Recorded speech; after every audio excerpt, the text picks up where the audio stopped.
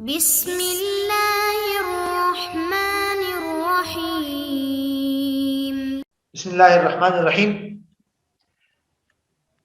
تمہیدی مباحث میں سے ہم نے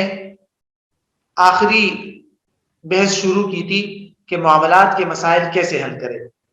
معاملات کے مسائل کیسے حل کرے، اس کے لیے ہم نے بنیادی طور پر 9 نکات رکھے تھے، جیسے کہ چوتھی نشست کے اندر ہم نے اس کی تفصیل عرض کی تھی۔ ان 9 نکات میں سے ہم نے صرف پہلے 2 نکات کو ڈسکس کیا تھا۔ پہلا نقطہ تھا توجہ الی اللہ، دوسرا نقطہ تھا سوال کا فہم، تحلیل اور اس کی فقہی تکیف، کہ سوال کو اچھی طرح سمجھا جائے۔ اس کے بعد اب اگلا مرحلہ آتا ہے جواب دینے کا، کہ معاملات کے مسائل کا سوال اچھی طرح سمجھ آ گیا مفتی کو یا اہل علم کو، تو اس کے بعد اس کا جب جواب تلاش کیا جائے گا تو جواب کے لیے کیا طریقہ کار اختیار کر لینا چاہیے۔ تو اس سلسلے میں یہی ہمارا تیسرا نقطہ شروع ہو رہا ہے کہ جب جواب کا مرحلہ شروع ہوگا تو اس میں سب سے پہلا مرحلہ آئے گا کتاب و سنت سے جواب۔ کتاب و سنت سے جواب دینا یہ مفتی یا اہل علم کی سب سے پہلی ذمہ داری بنتی ہے، کیونکہ فقہی احکام کا سب سے اول مأخذ اور سورس قرآن و سنت ہی ہے۔ قرآن و سنت کے اندر ہی غور و فکر کر کے کوئی بھی سوال آئے تو اس کو دیکھ لینا ضروری ہوتا ہے۔ اگرچہ ہمارے علماء یہ بھی فرماتے ہیں کہ چونکہ فقہاء نے تمام مسائل کو فقہی کتابوں میں قرآن و سنت سے ہی مستنبط کیا ہے، لہٰذا اگر کوئی شخص کسی سوال کو ڈائریکٹ فقہی کتب سے تلاش کرتا ہے تو اس میں بھی حرج نہیں ہے، اور یہی ایک قسم کا احتیاطی پہلو بھی ہوتا ہے۔ لیکن فقہاء اور مجتہدین کے اجتہاد کو دیکھنے سے پہلے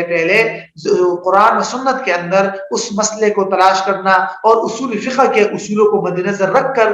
قرآن و سنت سے اس سوال کا جواب تلاش کرنا یہ بہت ضروری ہوتا ہے۔ اسی سے فقہی ملکہ میں اور اسی سے انسان کے علم میں برکت بھی پیدا ہوتی ہے اور فقہی ملکہ میں اضافہ ہوتا ہے۔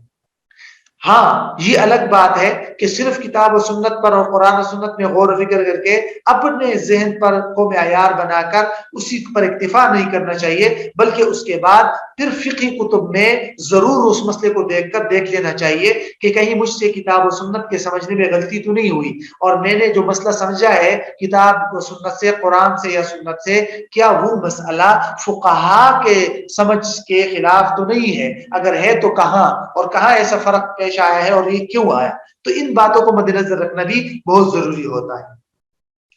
تو قرآن و سنت سے مسئلہ معلوم کرنے کے بعد، اور اگر غور و فکر کے بعد مسئلہ معلوم نہ ہو تو پھر فقہی کتب کی طرف جانا پڑتا ہے۔ تو بہرحال یہ بہر صورت ضروری ہے کہ کتاب و سنت میں مسئلے کا جواب ملے تو بھی، نہ ملے تو بھی، دونوں صورتوں میں فقہاء کی کتابوں کی طرف توجہ کرنا ضروری ہوتا ہے، اور فقہی کتب سے اس سوال کا جواب دیکھنا ضروری ہوتا ہے کہ بھئی فقہی تکیف معلوم ہو گئی کہ اس مسئلے کا تعلق کس چیپٹر یا باب کے ساتھ ہے، تو اب اس چیپٹر یا باب کو نکال کر اس میں فقہی کتب میں جواب کو تلاش کر لینا چاہیے۔ اس سلسلے میں اگلا پوائنٹ آئے گا کہ کتاب و سنت سے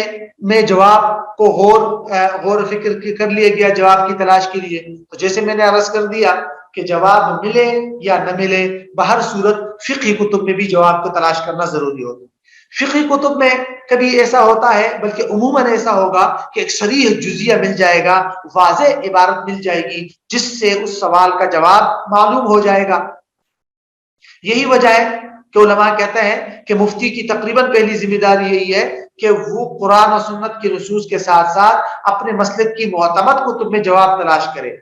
اور اس کے علاوہ پھر دیگر ائمہ کی آراء کو بھی دیکھے، ائمہ اربعہ میں سے، کیونکہ بعض مسائل میں ہمارے اکابر جو ہے خصوصاً معاملات کے مسائل میں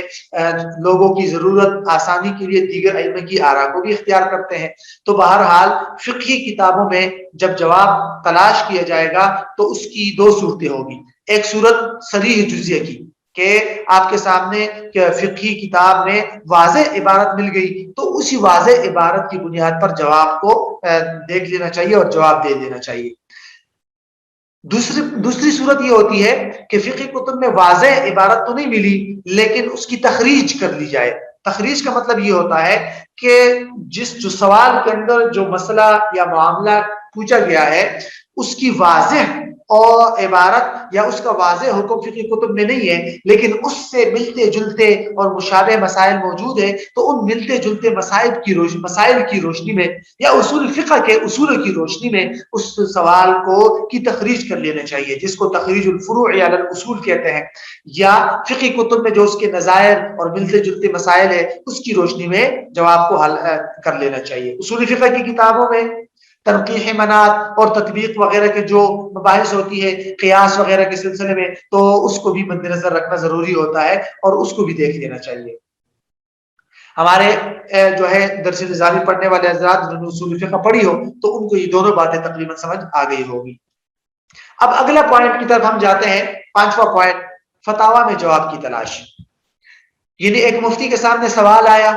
سوال اس کو سمجھ آ گیا، اس نے اس کی فقہی حیثیت واضح کر دی، کتاب و سنت سے جواب کی تلاش کرنے کی کوشش بھی کی، ملی جواب ملا یا نہیں ملا، بہر صورت فقہ کتب کی طرف اس نے مراجعات کی اور فقہ کتب میں صریح جزیے کی صورت میں یا تخریج کی صورت میں اس نے ایک جواب لکھا، نیچے آیت بھی لکھی، سنت کی سے حدیث بھی لکھی، فقہ کتب سے عبارات بھی لگا دی اور اردو میں ایک جواب تیار کر کے لکھ دیا. اس کے بعد اگلا مرحلہ آتا ہے فتاوا میں جواب کو تلاش کرنا. یعنی ہمارے اکابر نے جو فتاوا لکھے ہیں اردو میں بھی ہے عربی میں بھی ہے،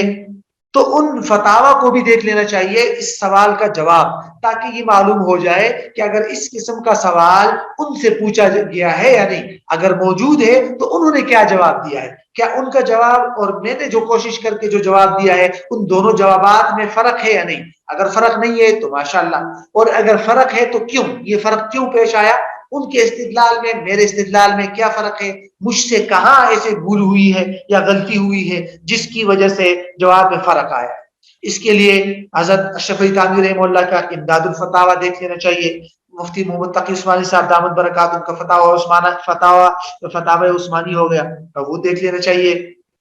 اسی طرح امداد الاحکام اور دیگر جو اردو فتاوا ہے وہ بھی دیکھ لینا چاہیے اور ان کے اندر بھی اس سوال کا جواب دیکھ لینا چاہیے، تاکہ دونوں جوابات میں موازنہ ہو سکے کہ میرے بیان کردہ جواب اور ہمارے اکابر کے سامنے اگر یہ صورت پیش آئی ہے تو ان نے جو جواب دیا ہے اس میں کیا فرق ہے، اور اس فرق کو بھی پھر سمجھ لینا چاہیے. اگلا مرحلہ پھر آتا ہے قواعد کی روشنی میں جواب. عمومی طور پر تو ایسا ہوتا ہے کہ قواعد سے جواب نہیں دیا جاتا اور جواب جو دیا جاتا ہے وہ صریح جزیہ کی بنیاد پر دیا جاتا ہے، فقہ کتب میں اس کا جواب مل جاتا ہے واضح عبارت میں. لیکن کبھی کبھار ایسا ہوتا ہے کہ اس سوال کا جواب واضح عبارت میں یا جو ہے اس سے ملتے جلتے مسائل بھی فقہ کتب میں نہیں ملتے، تو پھر اصولوں کو مد نظر رکھنا پڑتا ہے، قواعد کی روشنی میں پھر جواب دینا پڑتا ہے. یہ ایک مجبوری کا مرحلہ ہوتا ہے. عمومی طور پر جو ہمارے اکابر یہی طریقہ رہا ہے، اور جیسے کہ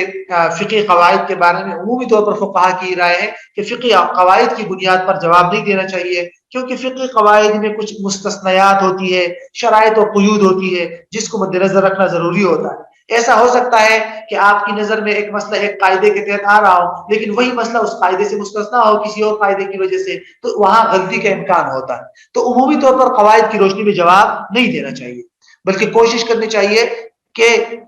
کتب فقہ میں اس پر صریح جزیہ مل جائے، فتاوا میں اس پر کوئی صریح جواب مل جائے. اگر نہیں ملتا تو پھر مجبوری میں قواعد کی روشنی میں جواب دے کر باقاعدہ سائل کو یہ بتا دیا جائے کہ یہ جواب قواعد کی روشنی میں لکھا گیا ہے. جیسے ہمارے اکابر کا بھی یہی طرز تھا، ان کے بھی یہی اسلوب تھا کہ جب وہ قواعد کی روشنی میں جواب دیتے تھے تو باقاعدہ بتاتے تھے کہ یہ جواب قواعد کی روشنی میں لکھا جا رہا ہے، کسی اور مفتی سے بھی پوچھ لیا جائے. اس حوالے سے قواعد پر کئی کتابیں موجود ہیں. ابھی حال ہی میں میری ایک کتاب جو ہے وہ بھی چھپی ہے، تقریباً 800 صفحات کی فقہ قواعد کا تحقیق مطالعہ، اس کو بھی دیکھا جا سکتا ہے. اس کے علاوہ عربی میں اس پر کئی کتابیں موجود ہیں. چونکہ ہمارا موضوع جو ہے وہ معاملات کا ہے، تو معاملات، مالی معاملات کے مسائل یا مالی معاملات سے متعلقہ جو قواعد ہے، فقہی قواعد اور ضوابط، اس سے متعلق جو آپ کے سامنے کتابیں آ رہی ہیں ان کو مد نظر رکھا جا سکتا ہے، اور خاص کر مالی معاملات کے حوالے سے ہی ہے ان کتابوں میں مالی معاملات کے قواعد اور ضوابط کو جمع کیا گیا ہے۔ شیخ عطیہ عدلان کی بھی ایک کتاب ہے، اسی طرح شیخ احمد بن عبد الرحمن کی کتاب ہے القواعد الفقہیہ فی المعاملات مالیہ، شیخ ڈاکٹر صالح حمدی کی کتاب ہے، شیخ ڈاکٹر الیاس کی کتاب ہے، ڈاکٹر سلمان بن سلیمان رحیلی کی کتاب ہے۔ اس کا تعلق، ان کی دو کتابیں ہیں، ایک کتاب کا تعلق وہ فقہی قواعد و ضوابط ہے جس کا تعلق خرید و فروخت کے ساتھ ہے، بیوع، اور دوسری ہے ضوابط الربا، اس میں ربا کے اصول و ضوابط ہے، اور شیخ بدر جابر کی کتاب ہے جس کا تعلق جو ہے وہ صرف اجارہ کے قواعد و ضوابط کے ساتھ۔ تو بہرحال ان قواعد و ضوابط سے بھی استفادہ کیا جا سکتا ہے اور یہ مفید بھی ہے۔ ساتواں پوائنٹ، بلکہ اسی کے ساتھ آٹھواں بھی اور پوائنٹ نمبر 9 بھی، ان تینوں کو ہم نے مالی معاملات کے مطالعاتی نصاب میں بھی ڈسکس کیا تھا کہ آج کل جو فقہی اکیڈمیز بنی ہیں جیسے مجمع الفقہ الاسلامی، اسلامی فقہ اکیڈمی جدہ وغیرہ، انہوں نے کچھ قراردادیں منظور کی ہیں اجتماعی اجتہاد اور محنتوں کی صورت میں، تو ان سے بھی استفادہ کرنا چاہیے اس سلسلے میں۔ معایر شرعیہ ہو گئی، یا اسی طرح جس کی تفصیلات پیچھے ہم نے پڑھی تھی، قرارات و توصیات وغیرہ، ان سے استفادہ کرنا چاہیے جواب میں۔ اسی طرح نمبر 8 پہ معاصر فقہا کی تحقیقات اور بحوث ہے، یعنی ہمارے آج کل کے کئی ایسے فقہا ہیں جن کو اللہ تعالیٰ نے مالی معاملات میں خصوصی مہارت سے نوازا ہے، جیسے حضرت شیخ تقی صاحب ہو گئے، دیگر بھی کے علماء ہیں، تو ان کے جو بحوث ہے اور ان کی جو فقہی مقالات ہیں ان سے بھی جواب کے اندر استفادہ کرنا چاہیے، خصوصی طور پر مالی معاملات میں۔ پھر اسی طرح پی ایچ ڈی اور ایم فل کے مقالات بھی ہیں، آج کل کچھ یونیورسٹیز میں ایم فل اور پی ایچ ڈی کے مقالات جو ہے وہ بھی معاملات کے اہم اہم موضوعات پر مقالات لکھوائے جا رہے ہیں، تو چونکہ ان مقالات میں اس مسئلے، اس موضوع کی ہر جہت پر تفصیل کے ساتھ لکھا جاتا ہے، تو ان سے بھی استفادہ کر لینا چاہیے۔ تو استفادہ کی حد تک یہ آخری تینوں پوائنٹ جو ہے یہ بڑی اہم ہے اور ان سے استفادہ کرنا چاہیے، اور جواب میں ان کو بھی مد نظر رکھنا چاہیے، اور اس سے بھی جواب کی مزید تنقیح ہو جاتی ہے اور جواب جو ہے وہ کامل اور مکمل ہو جاتا ہے۔ تو یہ الحمدللہ ہماری فقہ المعاملات المالیہ کی جو ابتدائی کلاسز تھی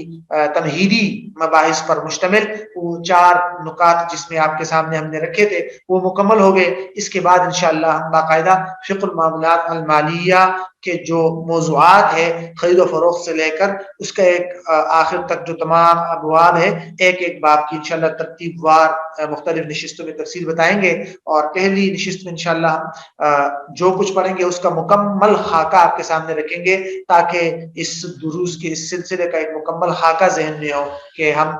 کس نشست میں کون سا درس یا کون سا سبق پڑھیں گے۔ السلام علیکم ورحمۃ اللہ وبرکاتہ۔